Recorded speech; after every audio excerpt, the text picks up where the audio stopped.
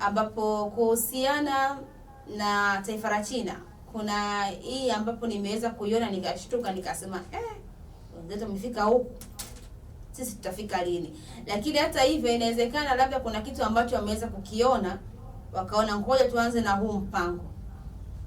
Ni katika upande wa sekta ya elimu katika taifa la China ambao wanafunzi wana somo la kuhesabu pesa. Yaani ni somo maalum kama hivyo kwa tunavyoona walimu wanaingia darasani kwa kuweza kufundisha labda science, kuweza kufundisha labda tehama, historia. Si somo. Kwa hiyo na katika upande wa China kuna somo la kuhesabu pesa. Watoto wa mjini wanaita sapampa. Kama nitakuwa nimeweza kupatia.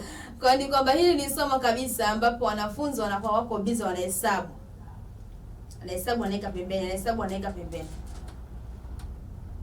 Ni katika taifa la China. Waliangalia nini mpaka kama kuweka hilo somo? Nitakuletea tena tuweze kufahamu zaidi. Lakini hata hivyo tukiachana katika taifa la China kutokana na hilo somo la kuhesabu pesa, tuhamie katika upande wa kitaifa.